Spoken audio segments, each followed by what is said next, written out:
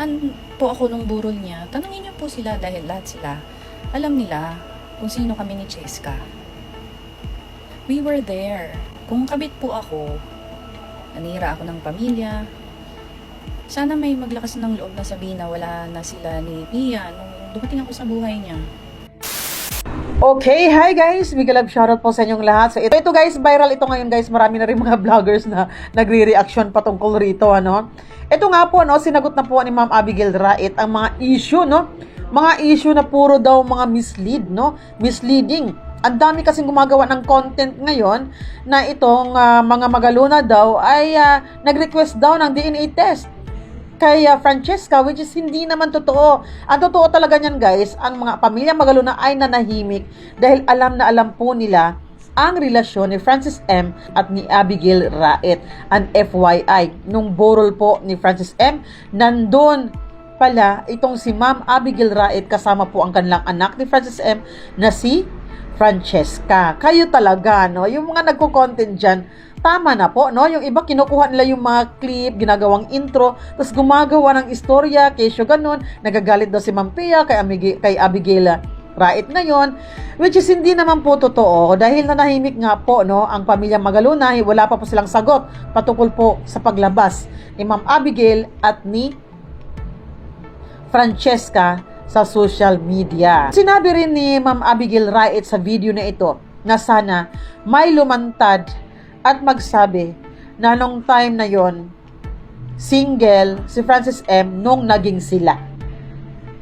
So narito ang video, panoorin po natin at kayo lang ang humusga. Ako na ang pinakamasamang tao sa paningin nyo. Homewrecker, kabit, mistress.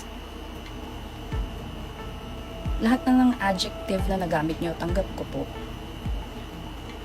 Pero ang pinakikiusap ko lang po sana, wag naman yung anak ko. Comments, articles na iba-iba na anggulo, kung saan sana kami nakarating, mag-ina. Hindi naman po ako kahit kailan nagsalita. Unfair naman po yung mga nag-create ng matatalinong caption, paintriga para mabasa mga article nila, para galitin lalo ang mga tao na para bang ako na po ang pinakamasamang tao sa mundo. At lahat ng nagsasalita ay walang nagawang pagkakasala at mga santo. Aminado po ako, tao lang ako. Kakamali. Sasaktan. Pero imbis na iiyak ko, pinapakita ko sa anak ko na kaya ko siyang ipagtanggol. Sana po maintindihan niyo ako bilang ina na nagsasalita para sa kanyang anak. May ibang tao pong pilit kaming pinoprovoke. Hindi ko na pangangalanan pero para magpadala pa talaga ng email at message to say harsh things. This is too much. Tinatanong niyo po ako, 15 years, nahimik na rin lang naman ako bakit kailangan ko pang ipangalandakan sa buong mundo na may anak ako kay Kiko. For the record, sa lahat ng hindi nakakaalam, iisa-isahin ko po sa inyo. Sabi nyo, planado ang paglantad namin mag-ina at hindi magandang venue ang paglabas namin kay Boss Toyo dahil gusto lang sumikat at ginagamit ang pangalan ni Kiko para magkapangalan. Natakbo ako sa barangay elections, pampondo para sa pagtakbo. Hindi po totoo yun. Ako po ay single mom. Pinuhay ko yung mga anak ko sa paraang alam ko. Siyempre sa tulong din ng mami ko na hindi ako pinabayaan sa lahat ng nangyari sa buhay ko. Naging FA ako, trabaho ako sa call center. Kahit nung pandemic, hindi ko kinakahiyang maglako ng mantika, harina, asukal, mga baking ingredients na dinideliver ko kung saan-saan. Mataguyod ko lang ang mga bata. Si Cheska bata pa lang, alam na niya ang pangarap niya. At yun ay maging artista regardless of who her father was. When she reached age of 14, she was firm to decide na papasukin niya na ang mundo ng showbiz. Last year, nakakontrata na kami under management ng talent agency ni Direk Mon Rocco. From then on, nag-undergo na si Cheska ng appearance sa mga live gig para matrain ang stage presence niya. Nung nakaraang bakasyon, nag-undergo na siya ng voice lesson at acting workshop, pero limited pa ang session, kaya continuous pa rin ang trainings and not ready yet to come out. Since we are from Cavite, we have to travel to Quezon City, so I advise Direk if we can have service vehicle for trainings and shows. So he told me we don't have budget. Kung kani-kanino lang kami nanghihiram ng masasakyan. That's when I talked to Cheska if she will allow to convert funds and put the jersey to a museum to preserve para na rin to pursue career and save some as the only amount she gained from her father, and I know he would do the same to support. Diyan pumasok yung idea na i-trade sa Pinoy Pawn Star yung jersey na very sentimental sa amin. So my cousin emailed Boss Toyo that night and they responded the following day. She got call from Boss Toyo regarding the auction without mentioning why are we selling that. All he know is that that's Kiko's memorabilia. So that was Friday, as early as 8 a.m. We went there sa shop niya and was briefed na documented ang lahat ng incoming trade sa kanila. So we followed procedure, same as regular clients, and what you saw on video was unscripted as accused by others, and what was asked was answered. No remorse, and what should be I ashamed of? What I said there is the story behind that jersey, and those are facts. Nothing to flaunt loud na mga kababayan, ako to. Hello, may anak kami. Reviewin niyo po yung video. Nagulat talaga sila Toyo at si Joy. Hesitant pa ako ibigay yung photo namin at love note that shirt had kasi nga po akin yun. Dinala ko lang po yun dahil nag-worry kami ng pinsan ko na baka hindi kami paniwalaan ni Boss Toyo. So, ayun na nga. Nung nabayaran po kami, paglabas namin ng building, sobrang saya namin kasi hindi namin ina-expect na magbenta with that amount. Uusap pa kami. Patay, baka ilabas yung pagkuha sa atin. Kaya after, diretso kami sa Loyola kasi malapit lang yun doon. In prayers and silence, masalamat kami sa kanya. Yun ang moment na hindi ko maipaliwanag. Pero I felt Kiko led me to do that.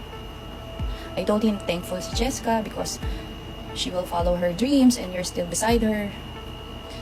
Same day, nag-advise sa amin si Toyo na Monday daw labas ng documentation nila. Hindi po ako makatulog. Niisip ko baka mag-create ng gulo. So ayun, na-delay pa ng isang araw. Ayun, ang bilis.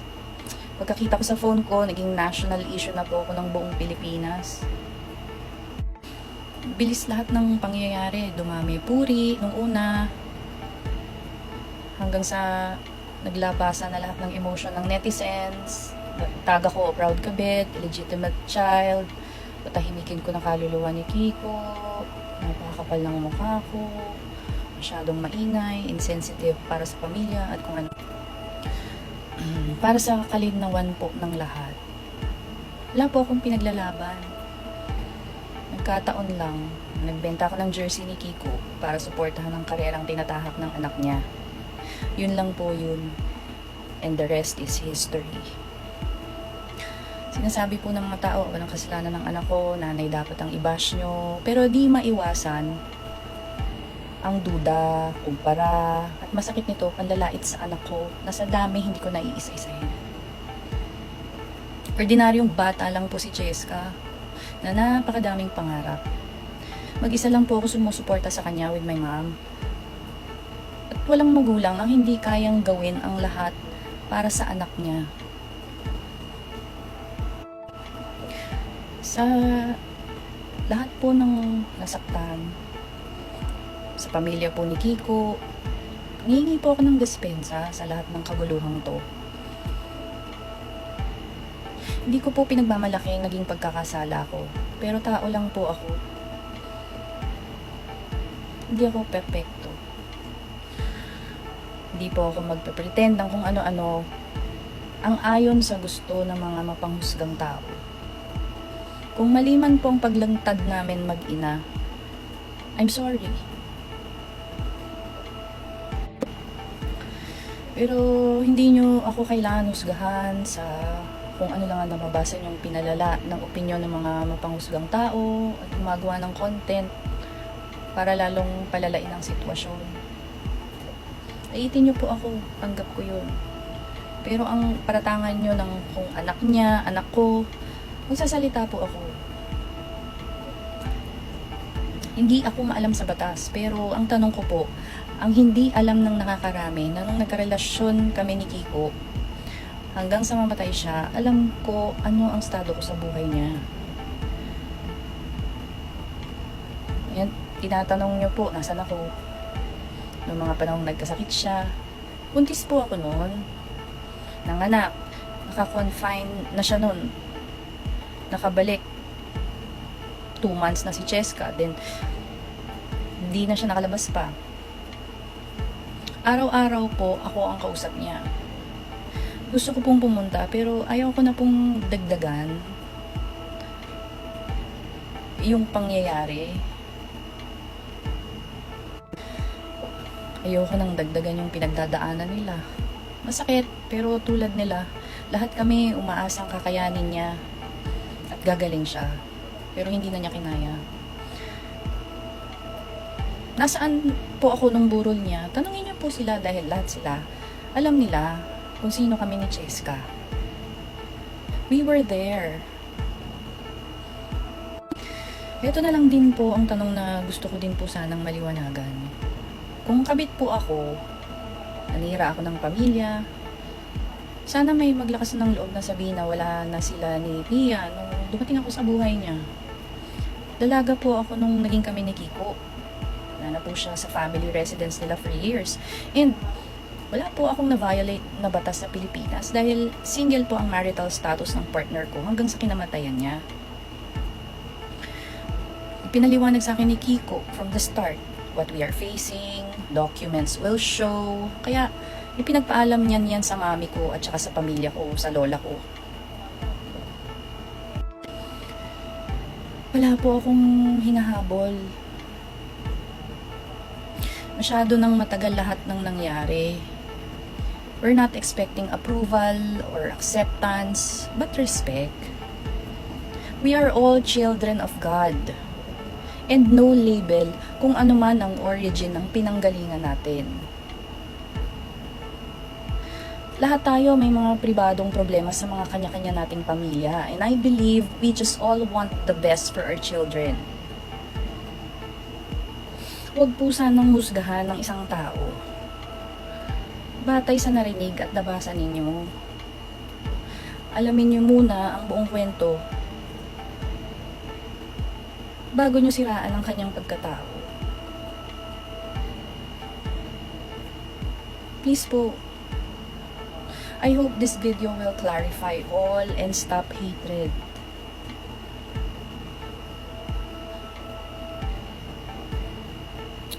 Maraming salamat po.